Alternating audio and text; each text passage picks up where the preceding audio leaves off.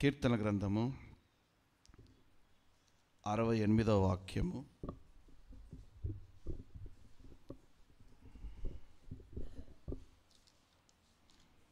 కీర్తన గ్రంథము 68వ అధ్యాయము మొదటి వాక్యము.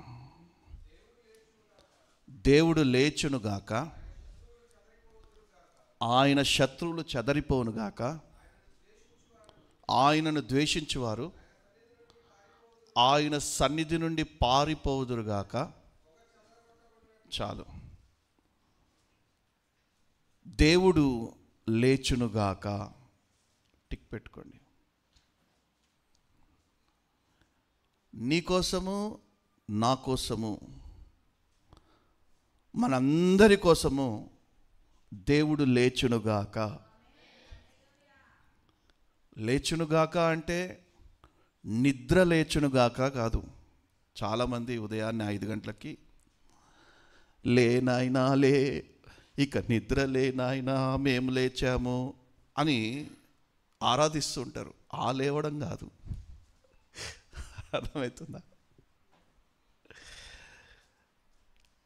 లే ఇకనైనా లేవా, ఆ లేచును కాదు. అర్థమవుతుందా?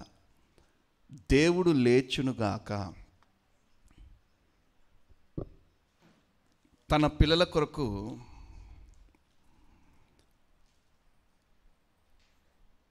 లేస్తారు. ఎవరి కొరకు లేస్తారు అంటే తన పిల్లల కొరకు లేస్తారు. ఒక పెద్ద బిజినెస్ మ్యాన్ కాన్ఫరెన్స్ జరుగుతూ ఉంది. కోట్లాధిపతులతోటి కాన్ఫరెన్స్ జరుగుతూ ఉంది. ఈ కాన్ఫరెన్స్లో ఎవరెవరు ఉన్నారంటే ఒక ధనవంతుడైనటువంటి బిజినెస్ మ్యాన్ తండ్రి ఉన్నాడు, ఒక ధనవంతుడైనటువంటి బిజినెస్ మ్యాన్ ఉన్నాడు, తండ్రి ఉన్నాడు. అతనితో పాటు క్యాబినెట్ మొత్తం ఉంది. అంటే అతనితో పాటు ఎవరైతే షేర్ హోల్డర్స్ అంటారో ఆ షేర్ హోల్డర్స్ అందరూ ఉన్నారు. వాళ్ళు కూడా కోటీశ్వర్లు. అందరితోటి ఒక బిజినెస్ డీలింగ్ జరుగుతూ ఉంది. ఆ ధనవంతుడైనటువంటి తండ్రికి ఒక ఫోన్ వచ్చింది, యజమానుడికి ఒక ఫోన్ వచ్చింది. ఏమనంటే, మీ అబ్బాయి సీరియస్, యాక్సిడెంట్ అయ్యింది, పలానా హాస్పిటల్లో ఉన్నాడు, మీరు వెంటనే రావాలి. అంటే ఎక్కడైంది యాక్సిడెంటు, ఎప్పుడైంది, ఇప్పుడు ఎలా ఉన్నాడు, ఇప్పుడు ఏం చేస్తున్నాడు, ఇవేమి అడగడు ఒక తండ్రి. అడుగుతాడా? ఫోన్ వచ్చింది, మొత్తం షేర్ హోల్డర్స్ అందరితోటి మీటింగ్ జరుగుతూ ఉంది. తండ్రికి ఫోన్ వచ్చింది, మీ అబ్బాయికి సీరియస్ అయింది, యాక్సిడెంట్ అయింది పలానా స్థలంలో, మీరు వెంటనే పలానా హాస్పిటల్ అడ్మిట్ చేసాము, రావాలి అనగానే తండ్రి ఏం చేస్తాడు? ఎంతమంది కోటీశ్వరులైనా ముందుండని వెంటనే ఆ సీట్లో నుంచి లేస్తాడు. లేచి సరాసరిన అదే హాస్పిటల్కి వెళ్తాడు. కుమారుడు అడ్మిట్ అయినటువంటి హాస్పిటల్కే వెళ్తాడు. ఆ లేవడం మన కొరకు, ఆయన శక్తి కార్యాలు కనపరచడం కొరకు లేవడం. ఆ లేవడం ఎవరి మీద అంటే, ఎవరి కొరకు లేస్తాడు అంటే, ఎవరి మీద అయితే కృప అనేటువంటి కటాక్షం కలుగుతుందో, ఎవరి మీద కృపా కటాక్షములు కలుగుతాయో వారి కొరకు లేస్తారు ఆయన. చూడండి, నిర్గమకాండం 39వ అధ్యాయము, క్షమించాలి 34వ అధ్యాయము 9వ వాక్యం. నిర్గమకాండము 34వ అధ్యాయము 9వ వాక్యం. అందుకు మోషే త్వరపడి నేల వరకు తల వంచుకొని నమస్కారము చేసి, ప్రభువా, నా మీద నీకు కటాక్షము కలిగినడలా నా మనవి ఆలకించుము, దయచేసి నా ప్రభు నా మధ్య నుండి చాలు. ఇక్కడేమో నీ కటాక్షము మా మీద ఉండినట్టయితే ఏమనుందాడా? మనవి ఆలకించుమని ఇక్కడ ఉంది. కానీ ఇంకో తర్జుమాలో నీవు లే, తమిళ్ ఇరుకుదానా పడింగ, ఆండవరే నీ కళ్ళలో నాకు కృప ఉన్నట్టయితే మా మధ్యలో ప్రభువా నువ్వులే. అర్థమవుతుందా? మా మీద నీకు కృపా కటాక్షములు గనక ఉన్నట్టయితే, నీ కృప మాకు అనుగ్రహించాలి అనుకుంటే, నీ కటాక్షం మా మీద ఉన్నట్టయితే మా మధ్యలో నువ్వులే. ఎవరి మీదైతే కృప కలుగుతుందో, ఎవరికైతే కటాక్షం కలుగుతుందో, దేవుని కటాక్షం కలుగుతుందో వారి కోసం ఆయన లేచి నిలబడతారు. నమ్మిన వారు గట్టి చప్పలు కొడుతూ ప్రభు నామమున పడదాం. హల్లెలూయా. లేచి నీవు లేచి నీ కటాక్షం మా మీద ఉన్నట్టయితే నీవు లేచి మమ్మల్ని క్షమించి నీ స్వాస్థ్యముగా మమ్మల్ని చేసుకో అంటున్నాడు. ఎట్లాగంట? నీ స్వాస్థ్యముగా మమ్మల్ని చేసుకో. అది ఉందన్నాడా? మా దోషములు మా పాపములు క్షమించి మమ్మను నీ స్వాస్థ్యముగా చేసుకొనుము. హల్లెలూయా. ఆయన లేస్తారంట. ఎవరి మీదైతే కృప కుమ్మరించాలనో, ఎవరి మీదైతే ఆయన కటాక్షం కలిగి ఉంటాడో వారి కొరకు ఆయన లేస్తాడంట. లేవడం మాత్రమే కాకుండా ఆయన సొంత జనాంగముగా, ఆయన స్వాస్థ్యముగా వారిని మలచుకుంటాడంట, మార్చుకుంటాడంట. దేవుడు లేవడానికి సిద్ధంగానే ఉన్నాడు. మీరు అడుగుతున్నారా, ప్రభువా నా కోసం నువ్వు కార్యాలు జరిగించిన ఆయన అని అడుగుతున్నారా? పలానా పరిస్థితిలో నేను ఇరుక్కున్నాను నాయన, పలానా ఇబ్బందులలో ఉన్నాను ప్రభువా, పలానా ఇరుకులో ఉన్నాను నా తండ్రి, నా కొరకు నువ్వు లేనాయనా. ఈ కష్టాల కొలిమి నన్ను కాల్చివేస్తూ ఉంది. ఈ శ్రమల బాధలకి నేను తట్టుకోలేక తాళలేకపోతున్నాను. ఇక నా వల్ల కాదు నాయన, ఇక భరించడం నా వల్ల కాదు ప్రభువా. నీవు లేస్తేనే కానీ నీ కృప నా మీదకి రాదు నాయన. నీవు లేస్తేనే కానీ నీ కటాక్షం నా మీద ఉన్నట్టయితే నీవు లేచి నాతో కూడా రావాలి ప్రభువా. ఇంతకాలం ఒంటరిగా నడుస్తున్నాను నాయన, ఇంతకాలం ఒంటరి ప్రయాణంలో నాయన నడవలేక ఎడారి మార్గంలో, అరణ్య మార్గంలో, ఇరుకైన మార్గంలో, ఎత్తైన మార్గంలో, లోతైన మార్గంలో, ఈ భీకరమైన మార్గంలో నేను నడవలేకపోతున్నాను నాయన. ఇక నీవు లేచి నాతో కూడా నడవాలి ప్రభువా అని అడిగినట్టయితే, భీకర ధ్వని గల మార్గమునందు నన్ను స్నేహించిన నా ప్రియుడవు నీవు, కలనైన మరువను నీవు నడిపిన మార్గం, క్షణమైన వీడువను నీతో సహవాసం, కలనైన మరువను నీవు నడిపిన మార్గం, క్షణమైన వీడువను నీతో సహవాసం. ఆరాధ్యుడా యేసయ్యా, నీతో నా అనుబంధం మాధుర్యమే. ఆరాధ్యుడా యేసయ్యా, నీతో నా అనుబంధం మాధుర్యమే. హల్లెలూయా. కింద 10వ వాక్యం మనం చదివితే, అందుకు ఆయన,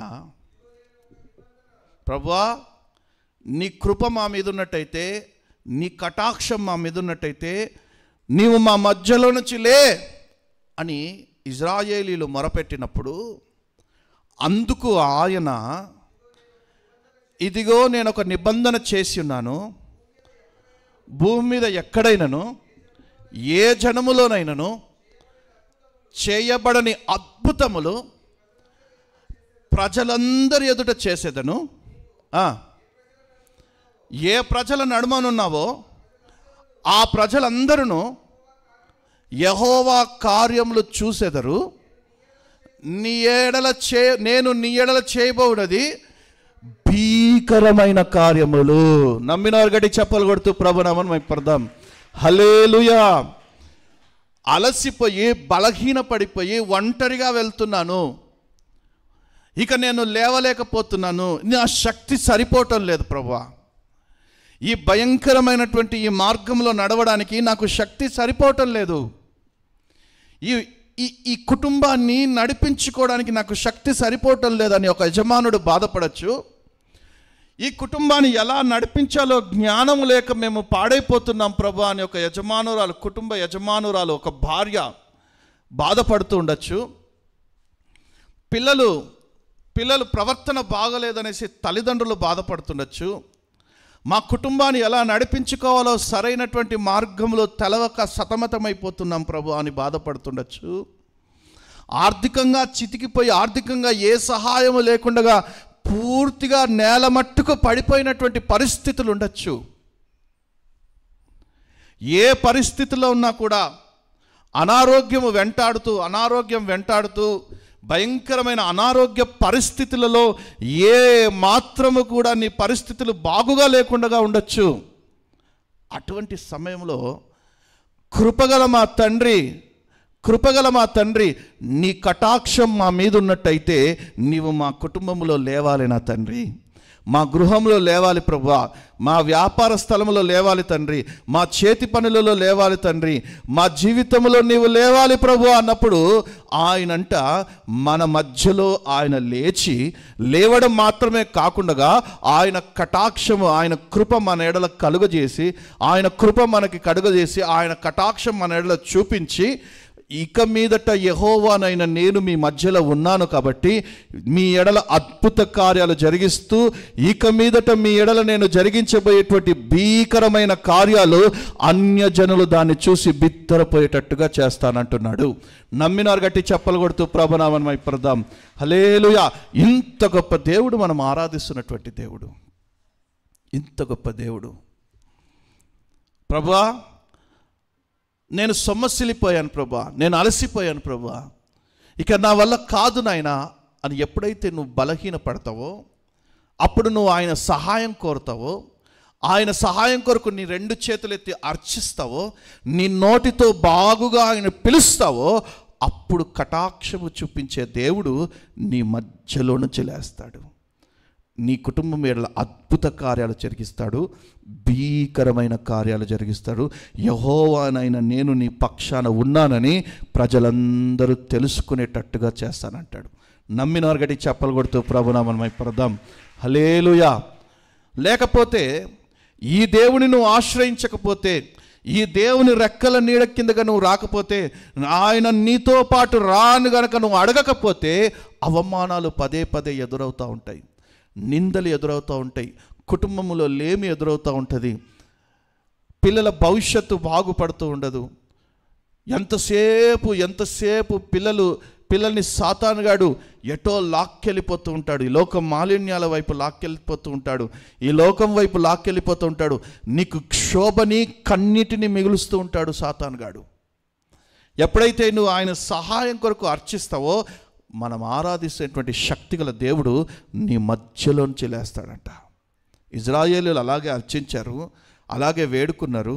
అందుకే మోషే అంటారు, నీ సన్నిధి మాతో కూడా రానట్టయితే మమ్మల్ని ఇక్కడ నుండి పంపించకు నాయన, నీ కృప నీ కటాక్షం మా మీద ఉన్నట్టయితే నీవు మా మధ్యలో నుంచి లేచి నీవు మాతో కూడా రావాలి ప్రభువా, నీవు మాతో కూడా వస్తేనే అద్భుతాలు జరుగుతాయి, నీవు మాతో కూడా వస్తేనే ఆశ్చర్య కార్యాలు, భీకరమైన కార్యాలు జరుగుతాయని ప్రజలు అడిగినప్పుడు దేవుడు అంటారు, నేను నీతో కూడా వస్తాను, మీ మధ్యలో సంచరిస్తాను, మీకు దేవుడని ఉంటాను, మీరు నాకు ప్రజలై ఉంటారు అని అంటా ఉన్నాడు.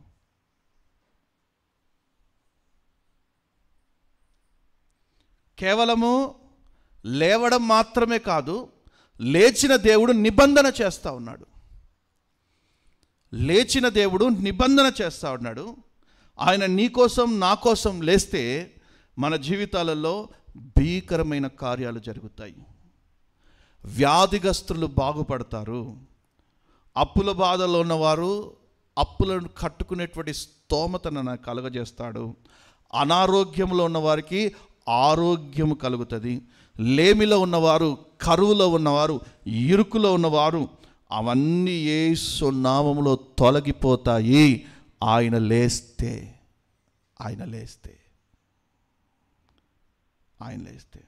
అది మాత్రమే కాకుండా శత్రువులు మాయమైపోతారంట. ఆయన గనక లేచాడు అంటే నీ పక్షాన, ఆయన గనక నీ పక్షాన వకాల్తా తీసుకొని లేచాడు అంటే శత్రువులు మాయమైపోతారంట. శత్రువులు బలహీన పడిపోతారు. చూడండి, కీర్తన గ్రంథము 102వ అధ్యాయము 10వ వాక్యం నుంచి చదవండి.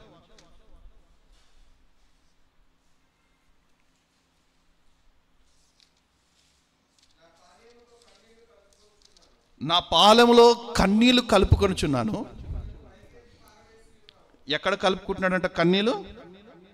పానీయములో, క్షమించాలి, నా పానీయములో కన్నీళ్లు కలుపుకొనుచున్నాను. నీవు నన్ను పైకెత్తి పారవేసి ఉన్నావు. నా దేవుడు సాగిపోయిన నీడను పోలి ఉన్నవి. గడ్డి వలె నేను వాడి ఉన్నాను. యెహోవా, నీవు నిత్యము సింహాసనాసీనుడువు. నీ నామస్మరణ తరతరములుండును. నీవు లేచి, ఏమయ్యా, సింహాసనం నుంచే లేమంటున్నాడు. నువ్వు కన్నీళ్ళు ఎంత పానీయముగా నీ పానీయంలో కలుపుకొని తాగుతున్నా, శ్రమల కొలిమి నిన్ను అలిమేస్తున్నా, ఇబ్బందుల పాలు నిన్ను పట్టి పీడిస్తున్నా, ఈయన అంటున్నాడు, సింహాసనం నుంచి లే, నా కోసము. ఎక్కడి నుండి? సింహాసనం నుండి లే. చదవండి అన్నమాట. నీవు లేచి సియోనును కరుణించెదవు, దాని మీద దయచూపు కాలం వచ్చును, నిర్ణయ కాలమే వచ్చును. హల్లెలూయా. దాని మీద దయ చూపుతావు. సియోనును కరుణించు కాలం వచ్చింది, నిర్ణయ కాలం వచ్చింది, దాని మీద దయ చూపుతావు. ఆ కాలం ఇప్పుడే వచ్చి ఉన్నది.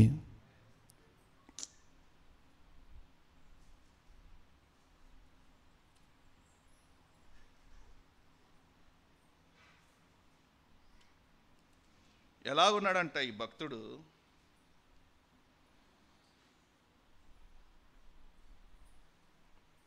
6వ వాక్యం మధ్య భాగంలో మనం చూసినట్టయితే, గూడబాతును పోలి ఉన్నాడంట. పగిడి కంటె వలె ఎలా ఉన్నాడంట? పాడైపోయిన స్థలములోని అది ఉన్నాను. ఆ 7 చివరిలో పిచ్చుక వలెనున్నాను. కొన్నిసార్లు మన పరిస్థితులు ఇలాగే తీసుకెళ్ళిపోతాయి తెలుసా. అడవిలో గూడబాతు పోలి ఉన్నాను, పాడైన స్థలంలోని పగిడి కంటి వలెనున్నాను, రాత్రి మెలకుగా ఉండి ఇంటి మీద ఒంటిగా ఉన్న పిచ్చుక వలె ఉన్నాను. ఇంటి మీద ఉన్న ఒంటరి పిచ్చుక వలె నేను,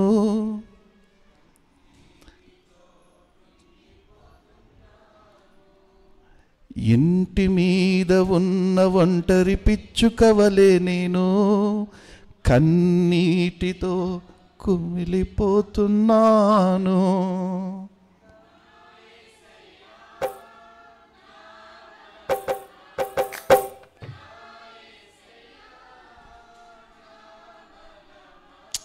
అలా ఉంది.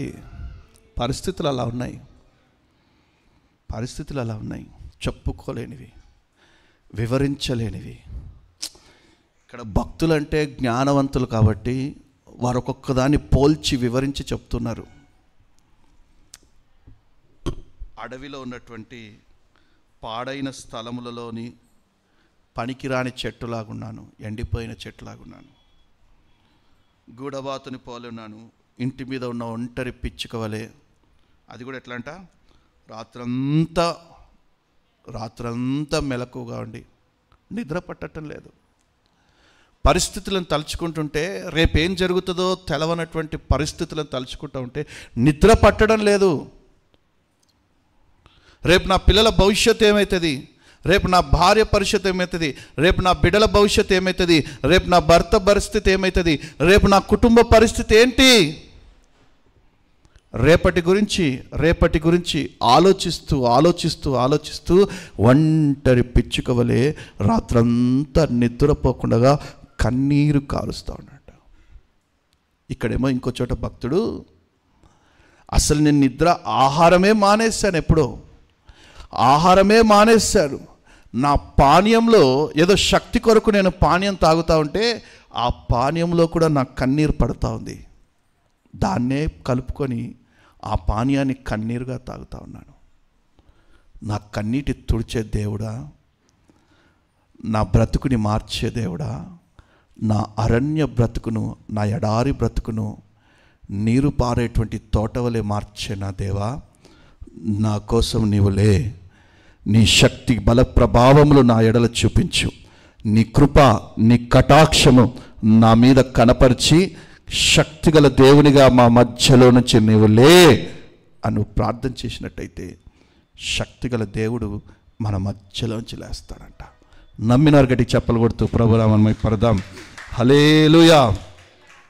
12వ వాక్యం ఒకసారి చదవండి. యెహోవా నీవు నిత్యము సింహాసనాసీనుడవు, నీ నామస్మరణ తరతరములు ఉండును. నీవు లేచి సియోనును కరుణించదవు, దాని మీద దయచూపుటకు కాలము వచ్చెను, నిర్ణయ కాలమే వచ్చెను. హల్లెలూయా. నీ ఎడల నా ఎడల కన్నీరు కారుస్తున్న వారి ఎడల దయ చూపించుటకు ఆయన లేచి ఉన్నాడు. ఇదే నిర్ణయ కాలము. నమ్మినారు గడి చెప్పలు కొడుతూ ప్రభునామమై పరదాం. హల్లెలూయా. నిర్ణయ కాలము, నిర్ణయ కాలము. లేస్తారు ఆయన నీకోసం నా కోసం లేచే కాలం వచ్చింది. భీకర కార్యాలు చేయబో కాలం వచ్చింది. అద్భుతాలు జరిగించే కాలం వచ్చిందంట. అటువంటి రోజు నీ జీవితంలో కూడా రావాలి. అటువంటి రోజు మన జీవితాల్లో కూడా రావాలి. అటువంటి ఉన్నతమైన రోజు, ఆయన శక్తి కార్యాలు చూసేటువంటి రోజు మన బ్రతుకులలో రావాలి అంటే ఏడవాలి, ఆయన సన్నిధిలో కన్నీరు కార్వాలి, మొరపెట్టాలి, విలపించాలి, ప్రలాపించాలి, రోధించాలి. ఒంటరి పిచ్చుక వలె రోధిస్తూ ఉండాలి. రాత్రంతా దేవుని సన్నిధిలో రోధిస్తూ ఉండాలి. రాత్రంతా దేవుని సన్నిధిలో కన్నీరు కారుస్తూ ఉండాలి. అప్పుడు ఆయన కటాక్షము రోధిస్తున్న వారిని చూసి ఆయన లేచి నిలబడతాడు. చాలామంది సమస్యలు ఎక్కువ ఉంటే నిద్ర వస్తుంది, తెలుసా మీకు? సమస్యలు ఎక్కువ ఉంటే 8 గంటలకి నిద్రపోతారు. ఏంట్రా 8 గంటలకి? సమస్యలు ఎక్కువ ఉన్నాయి కాబట్టి త్వరగానే. చాలామంది సమస్యలు ఎక్కువ ఉంటే ఆకలి ఎక్కువ వేస్తుంది. అవును, దరిద్రానికి సూచనలు ఇవన్నీ దరిద్రానికి సూచనలు. ప్రాముఖ్యంగా స్త్రీలలో సమస్యలు ఎక్కువ ఉంటే ఆ ఇంటికి పోతారు, అక్క ఈ ఇంటికి పోతారు, వదినే నా కోడు ఇది వద్దే అంటుంటారు. నేను అంటాను, నీ ప్రార్థన మొర విని, నీ కన్నీటిని చూసి, నీ కుటుంబం యొక్క పరిస్థితులను చూసి నీవు మొరపెట్టినప్పుడు నీ కుటుంబం మధ్యలో నుంచి ఆయన లేచే దేవునిగా నీకు ప్రత్యక్షమవుతానంటున్నాడు. కాబట్టి నీవు రాత్రి పగలు ఒంటరి పిచ్చుక వలె ఆయన సన్నిధిలో విలపిస్తూ ఉండాలంట, కన్నీరు కారుస్తూ ఉండాలంట. ఆయన సన్నిధిలో నువ్వు ఏడుస్తూ ఉన్నప్పుడు బాధపడుతున్న వారి కోసము వారు చేసే ప్రార్థన మన విని వారి కన్నీటిని చూసి ఆయన లేస్తాడంట. హల్లెలూయా. ఈరోజు నుంచి నీ కన్నీటి ప్రార్థన మారిపోవాలి. రాత్రి పగలు ఆయన కొరకు, నీ కుటుంబ పరిస్థితులు బాగుపడేంత వరకు, ఆయన నీ కొరకు, నీ కుటుంబం కొరకు లేచేంత వరకు రాత్రంతా కన్నీరు కారుస్తూనే ఉండు. ఆయన లేస్తాడు. ఈ వాక్యం పదే పదే పదే పదే ఆయన సన్నిధిలో జ్ఞాపకం చేస్తూ ఉండండి. పదే పదే పదే పదే ఆయన సన్నిధిలో జ్ఞాపకం చేస్తూ ఉండండి. ప్రభువా, నీవు నా కొరకు లేవు నా తండ్రి, ఈ దీన దరిద్రుల కొరకు లేవు నా ప్రభువా, ఈ కన్నీరు కారుస్తున్న వారి కొరకు లేవు నా తండ్రి. ఆనాడు ఇజ్రాయేలీల కొరకు లేచావు కదా నీవు, ఆనాడు నీ ప్రజల కొరకు లేచావు కదా, వారి మధ్యలో భీకరమైన అద్భుత కార్యాలు జరిగించావు కదా. అదే విధముగా ఈరోజు నీవు నాకు న్యాయకర్తగా ఉండి నా కుటుంబం మధ్యలో నువ్వు లేనాయనా నువ్వు ప్రార్థన చేయగలిగే సత్తా నీ దగ్గర ఉంటే, అంత కన్నీరు కార్చేటువంటి శక్తి నీకుంటే, నిశ్చయంగా నీ కుటుంబంలో నా దేవుడు లేస్తాడు. నమ్మినారు గట్టి చెప్పలు కొడుతూ ప్రభునామమై పడదాం. హల్లెలూయా. నీ కుటుంబ పరిస్థితులు బాగుపడేంత వరకు రాత్రంతా మేలుకొని ఉండాలా. నీ కుటుంబ పరిస్థితులు బాగుపడేంత వరకు కన్నీరు కారడం ఆపదు. ఉందా అంత సత్తా నీకు? ఉందా అంత సత్తువ నీకు? కన్నీళ్ళు అన్నపానంలో కలుపుకొని తినేంత సత్తా ఉందా? అప్పుడు అద్భుతాలు చూస్తావు. అప్పుడు నీ జీవితంలో, నీ కుటుంబంలో, నీ వ్యాపారంలో, నీ చేతి పనిలో ఆశ్చర్య కార్యాలు చూస్తావు, భీకరమైన కార్యాలు చూస్తావు. నీ శత్రువులు లయమైపోవడం నీ కన్నులారా నువ్వు చూస్తావు. బాధ ఉంది కదా అని, దిగులు ఉంది కదా అని ఏదో ఓ 10 నిమిషాలు దేవుని పాదాలు పట్టుకొని ఆ దేవుడు చేసేస్తాడులే. కొన్ని సమయాలు వస్తాయి, కొన్ని సమయాలు వెంటనే వినేటువంటి సమయాలు వస్తాయి, కొన్ని సమయాలు ఆలస్యంగా వినేటువంటి సమయాలు వస్తాయి. దేవుడు నీ ఎడల ప్రతిస్పందించేటువంటి సమయాలు కొంచెం ఆలస్యం అవుతాయి. ఎందుకంటే నీలో మరింతగా ఏదో కోరుతా ఉన్నాడు ఆయన. నీలో మరింతగా ఒక దీనత్వాన్ని కోరుతా ఉన్నాడు ఆయన. నీ హృదయంలో మరింత మార్పుని కోరుతా ఉన్నాడని అర్థం. అడగాల. నీ కుటుంబం కొరకు, నీ పిల్లల కోసము, నీ భవిష్యత్తు కోసము నీవే ప్రలాపించాలా, నీవే కన్నీరు కారవాలా, నీవే ఏడవాలా, నీవే నీవే నీవే దేవుని సన్నిధిలో ఆయన పాదాలు పట్టుకోవాలి. నాయనా లే, నా కొరకు లే, నువ్వు లేచే దేవుడవు. యెహోవా లేచునుగాక, దేవుడు లేచునుగాక. హల్లెలూయా. కీర్తన గ్రంథము 82వ అధ్యాయము 1వ వాక్యము.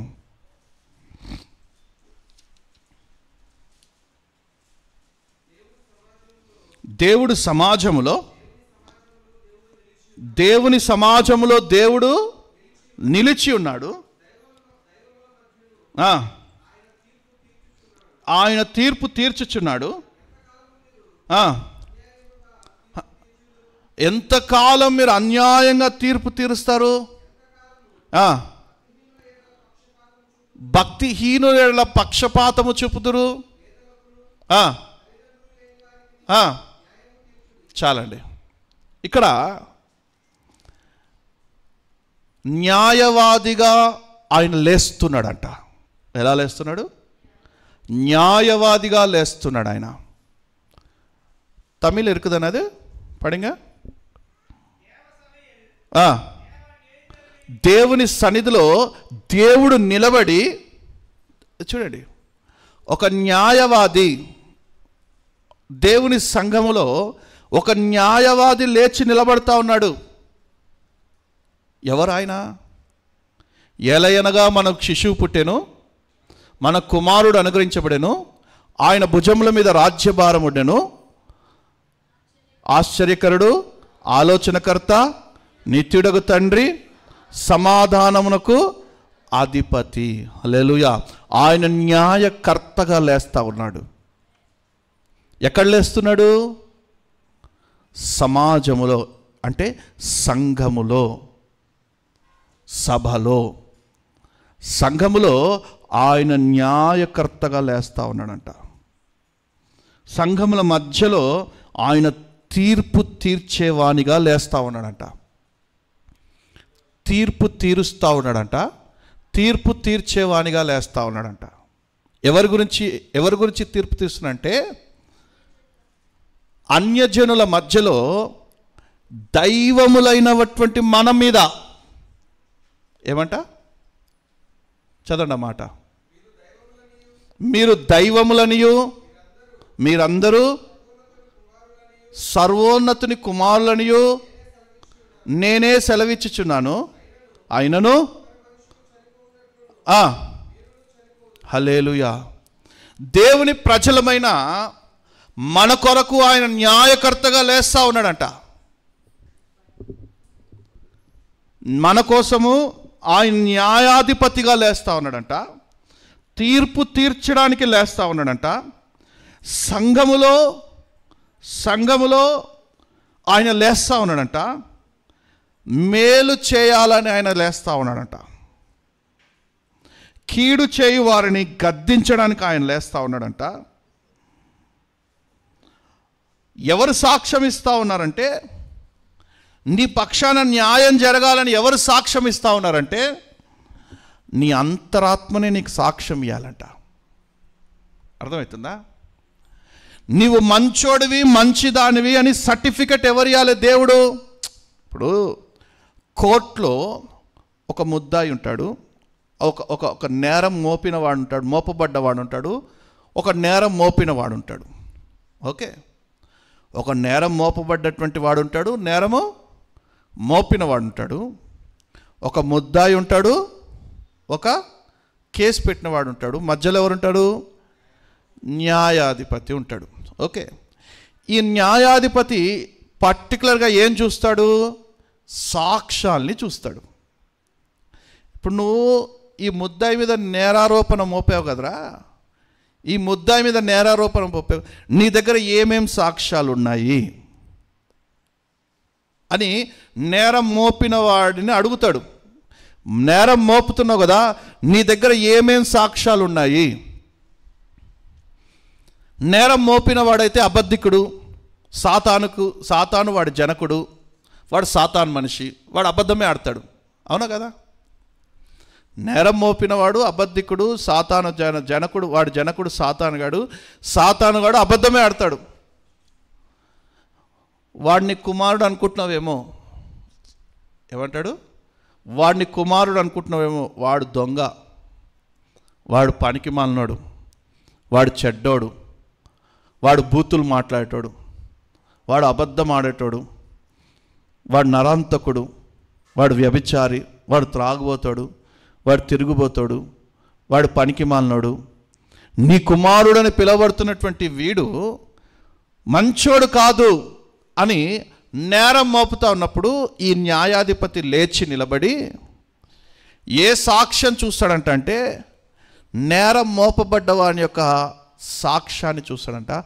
వాని అంతరాత్మ యొక్క సాక్ష్యాన్ని చూస్తాడంట. ముఖ్యంగా మూడో వ్యక్తి వచ్చి సాక్ష్యం చెప్పే అవసరం లేదు దేవునికి. దేవునికి ఏ సాక్ష్యం కావాలంటే నీ అంతరాత్మ యొక్క సాక్ష్యం కావాలి.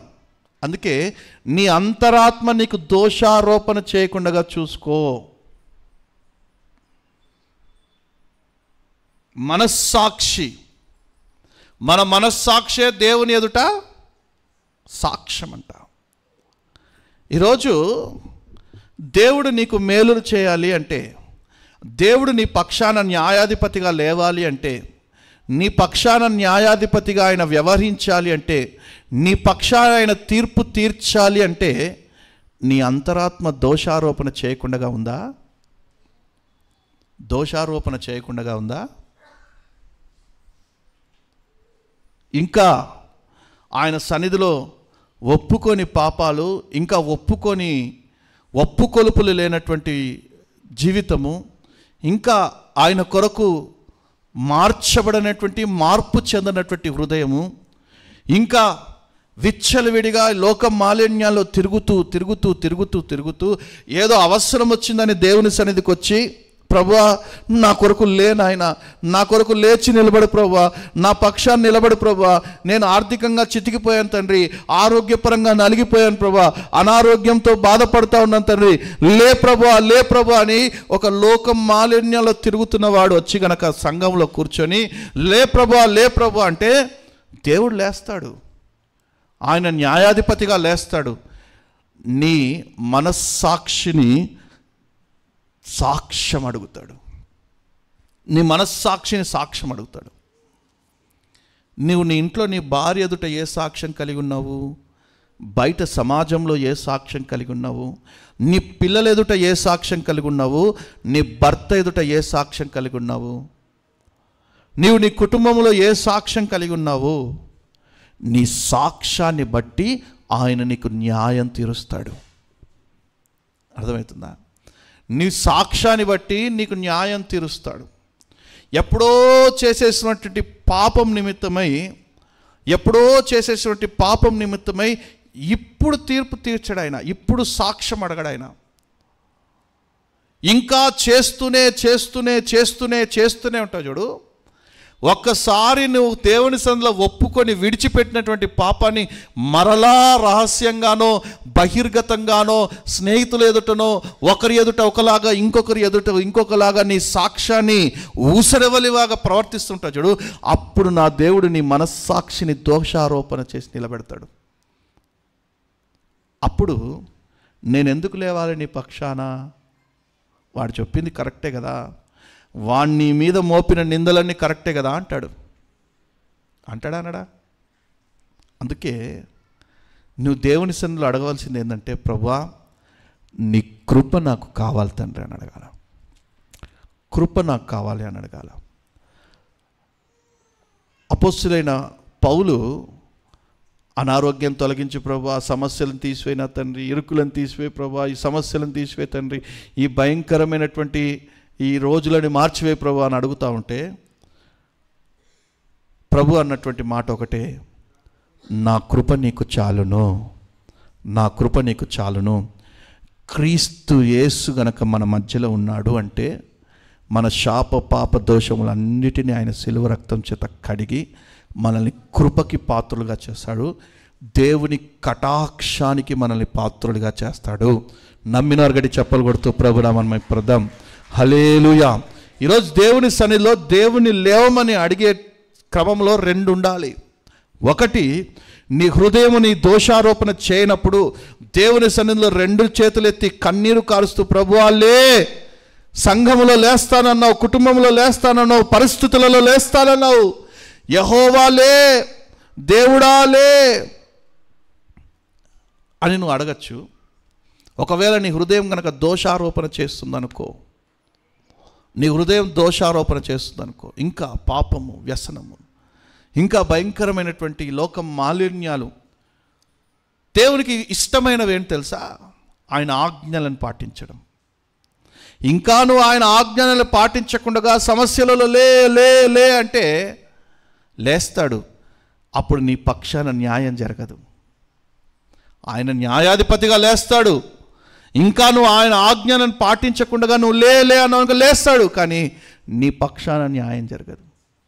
నీ పక్షాన ఈ న్యాయాధిపతి న్యాయం జరిగించాలి అంటే ఆయన ఆజ్ఞలలో నిన్ను వలె నీ పొరుగు వారిని ప్రేమించు. ఏంటది? That's it. అది మొట్టమొదటి ఆజ్ఞ. నిన్ను వలె నీ పొరుగు వారిని ప్రేమించు. దేవుడు గనక నీ సమస్యలలో, నీ ఇరుకులలో, నీ ఇబ్బందులలో, నీ శ్రమల కొలిమిలలో నువ్వు దేవుని సన్నిధికి వచ్చి, ప్రభువా నువ్వు సంఘములో లేస్తానన్నావు కదా, లే ప్రభువా, నా కోసం లే ప్రభువా అంటే నువ్వు నా ఆజ్ఞలు ఏం పాటించావురా అని అడుగుతాడు, దోషారోపణ చేస్తాడు. ఏంటి ప్రభువా నీ ఆజ్ఞలను నువ్వు నేను గనక అడిగితే, ఆదివారం ఆరాధన దినం నాది, అది వేరొక్కరికి, అది వేరే ఒక్క పనిలో శాపగ్రస్తులని రాశాను, పాటించావా?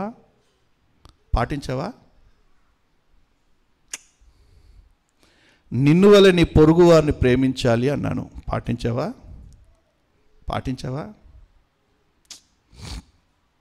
సరే,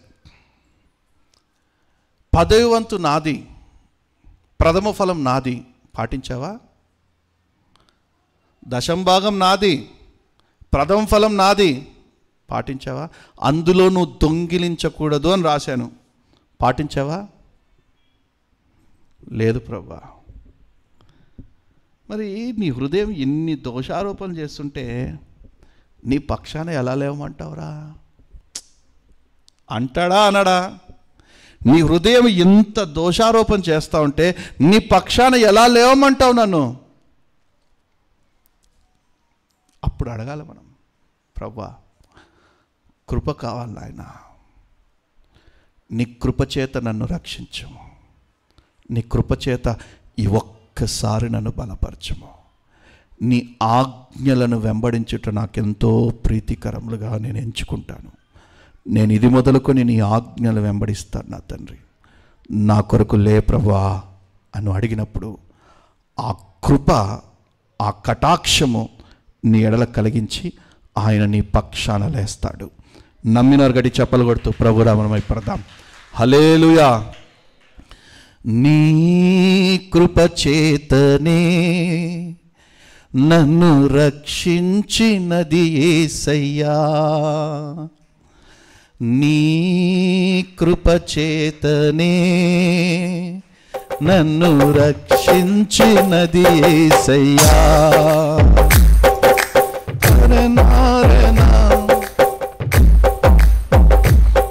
హల్లెలూయా. ఆయన కృపచేత బలవంతుడు కమ్ము. బలహీనవాడయ్యావేమో, ఒకవేళ నీ హృదయం దోషారోపణ చేసి నువ్వు పాపంలో పడిపోయి, ఒకవేళ ఆజ్ఞలను అతిక్రమించి, ఒకవేళ నువ్వు గనక ఇంకా ఆయన కృపకి పాత్రుడుగా లేవేమో, అయినా నీ దీన స్థితి, నీ దీన పరిస్థితులలో నిన్ను వెంటాడుతూ ఉన్నాయేమో, నీ కరువులు నిన్ను వెంటాడుతున్నాయేమో, నీ పరిస్థితులు నిన్ను హేళన చేస్తూ ఉన్నాయేమో, ఆ సమయంలో ప్రభువా నువ్వు సంఘంలో లేస్తానన్నావు కదా, లే ప్రభువా, లే ప్రభువా అన్ను అడిగినట్టయితే, నీ కృపచేత నన్ను లేపు ప్రభువా, నీ కనికరం చేత నన్ను లేపు ప్రభువా అన్ను అడిగినట్టయితే, నిశ్చయంగా ఆయన నీకోసం లేచే దేవుడు, నిశ్చయంగా ఆయన నీకోసము తన సింహాసనాన్ని విడిచిపెట్టి వచ్చిన దేవుడు, తండ్రి కుడి పార్శ్వాన్ని విడిచిపెట్టి తండ్రి కుడివైపు నుండుట భాగ్యమని ఎంచుకొనక తండ్రి కుడి పార్శ్వాన్ని విడిచిపెట్టి నీ కొరకు లేచి వచ్చినటువంటి దేవుడు, నీ మధ్యలో నివసిస్తున్నటువంటి వాడు. ఆయన కృపచేత మనం బలవంతులం అవుదుముగాక. ఆయన కనికరము కటాక్షం మన ఎడల కనపరచాలనే యేసు క్రీస్తు తండ్రి కుడి పార్శ్వంలో లేచి వచ్చాడు. నీ హృదయము దోషారోపణ చేసినట్టయితే కృపచేత నీ హృదయాన్ని కడిగి శుద్ధీకరించి ఆయన శిలువ రక్తం చేత నిన్ను పరిశుద్ధపరిచి పవిత్రపరిచి మరలా కృపకి పాత్రునిగా చేస్తాడు. మరలా నా దేవుని కటాక్షముకు నిన్ను పాత్రునిగా చేస్తాడు. ఒకవేళ స్టెఫను వలె నీ హృదయము దోషారోపణ చేయక మరణము నీకు ఎదురొచ్చినా కూడా నీవు దర్శనము చూసేదానిగా ఉన్నట్టయితే నా దేవుడే సింహాసనం నుండి లేచి నీకు సల్యూట్ చేస్తాడు. నిజముగా లేచే దేవుడు మన పక్షాన లేచే దేవుడు ఆయన, మన పక్షాన లేచి నిలబడే దేవుడు ఆయన. మన సంఘములో లేస్తారు ఆయన, మన వ్యాధి బాధలందు లేస్తారు, మన దుఃఖమందు లేస్తారు, మన మార్గములలో ఆయన లేస్తారు. ఇజ్రాయేలు ప్రజలు అదే కోరుకుంటా ఉన్నారు. ప్రభువా నీవు మా మధ్యలో లేవాలి నా తండ్రి, నీవు మా మధ్యలో లేచి మాతో కూడా నడవాలి ప్రభు అన్నప్పుడు నిశ్చయముగా నా సన్నిధి మీతో కూడా వస్తుంది, నేను మీతో కూడా వస్తాను. బలహీనతలో మీకు నేను బలాన్ని కలుగజేస్తాను. లేచి భీకరమైన కార్యాలు మీ పక్షాన చేస్తున్నాను, అద్భుతమైన కార్యాలు చేస్తాను, ఆశ్చర్యకరమైన కార్యాలు చేస్తాను. ఎప్పుడైతే నేను లేచి మీ పక్షాన కార్యాలు చేయడం మొదలు పెడతానో అన్యులు చూసి బిత్తరపోయేటట్టుగా చేస్తాను, ఆశ్చర్యపోయేటట్టుగా చేస్తాను, ఉన్నతమైన కార్యాలు జరిగిస్తాను. అడగండి ఈరోజు అందరూ మోకరిద్దాం. ప్రభువా నీవు మా పక్షాన లేనా తండ్రి, నీవు మా పక్షాన లేవు ప్రభువా, నీవు లేస్తేనే మా బ్రతుకులు బాగుపడతాయి నాయన. నీవు లేచి మా మధ్యలో నడుస్తేనే మేము మా ముందున్న జీవితం అంతా నడవగలుగుతాం ప్రభువా. లేకపోతే కుంటి పడిపోతుంది నాయన, లేకపోతే బలహీన పడిపోతాం తండ్రి, లేకపోతే చతికిల పడిపోతాం తండ్రి. నీవు మా పక్షాన లేనాయనా, నీవు మా పక్షాన లేవు ప్రభువా. నీవు లేస్తానన్నావే, నీ బల ప్రభావములు కనపరుస్తానన్నావే, నీ శక్తి కార్యాలు కనపరుస్తానన్నావే ప్రభువా. లేనాయనా, మా పక్షాన లే ప్రభువా, మా పక్షాన నిలబడు ప్రభువా. ఈ దీనుల పక్షాన న్యాయమూర్తిగా లేవు నా తండ్రి.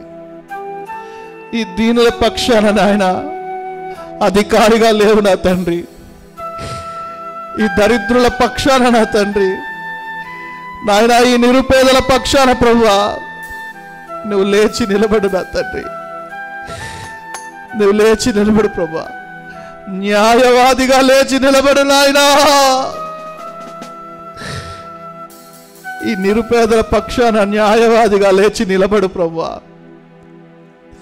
ఇంకా నీకు వ్యతిరేకంగా, ఇంకా నీకు విరుద్ధంగా ఏదైనా పాపం చేసేమేమో, నీ కృప చేత మమ్మల్ని లేపు నా తండ్రి. నీ కటాక్షం మా ఎడల చూపి లేపు నా తండ్రి. క్రీస్తు యేసు కృప చేత బలవంతులు కమ్ము, క్రీస్తు యేసు కృప చేత బలవంతులు కమ్ము. ఈరోజు ఒప్పుకుంటున్నాం నాయన, ఈరోజు ఒప్పుకుంటున్నాం నా తండ్రి, ఈరోజు ఒప్పుకుంటున్నాం ప్రభువా. షారాలా బాబా రాంతురాలా, ఈరోజు ఒప్పుకుంటున్నాం తండ్రి, నీ సన్నిధిలో ఒప్పుకుంటున్నాం ప్రభువా. కనికరించు నాయన, కనికరించు ప్రభువా. కృపచూపు నాయన, కృపచూపు తండ్రి. ఈ దీన దరిద్రుల మీద కృపచూపు ప్రభువా. తాళలేకపోతున్నామయ్యా, ఈ సమస్యలకి తాళలేకపోతున్నాం నా తండ్రి. ఈ ఇరుకులకి తాళలేకపోతున్నాం ప్రభువా. ఈ ఇబ్బందులకి తాళలేకపోతున్నాం తండ్రి. నీవు మా మధ్యలో లేవు నా తండ్రి. నీవు మా మధ్యలో లేచి మాతో కూడా సంచరించు ప్రభువా. మాతో కూడా నడవమని ప్రార్థిస్తున్నాము నాయన. శాబాంతురాలా,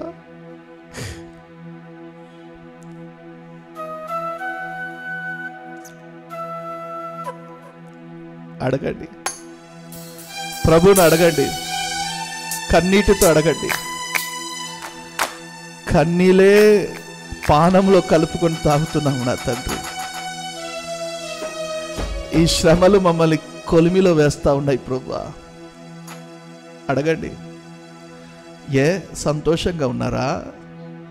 ఇంట్లో ఏ దుఃఖం లేదా, ఏ వేదన లేదా, ఏ విచారం లేదా?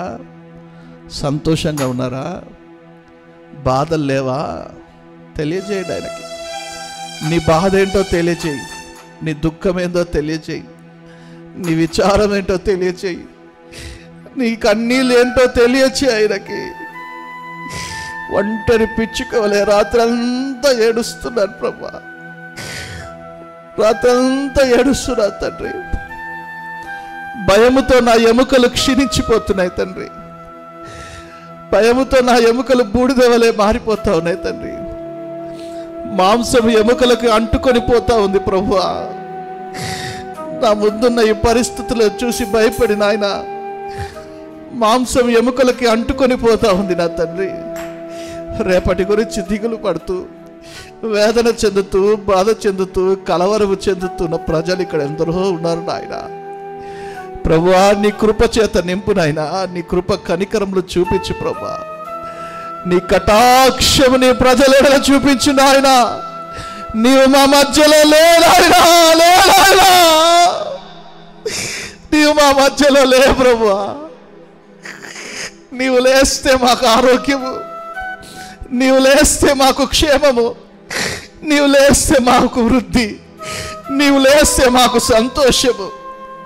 నీవు మాతో ఉంటే మాకు విజయాలు ప్రభువా. నీవు మాతో ఉంటే మాకు అద్భుతాలు నా తండ్రి. నువ్వు లేచి మా మధ్యలో నడుస్తే మాకు ఆశ్చర్య కార్యాలు నా తండ్రి. మా శత్రువు గురించి మాకు విజయం నా తండ్రి. నువ్వు లేచి మా మధ్యలో నడిస్తే మా శత్రువుల నుండి మాకు ఘన విజయం లభిస్తుంది నాయన. లేకపోతే పదే పదే ఓడిపోతున్నాం నా తండ్రి, పదే పదే ఓడిపోతున్నాం ప్రభా, బలహీనపడిపోతున్నాం నాయన.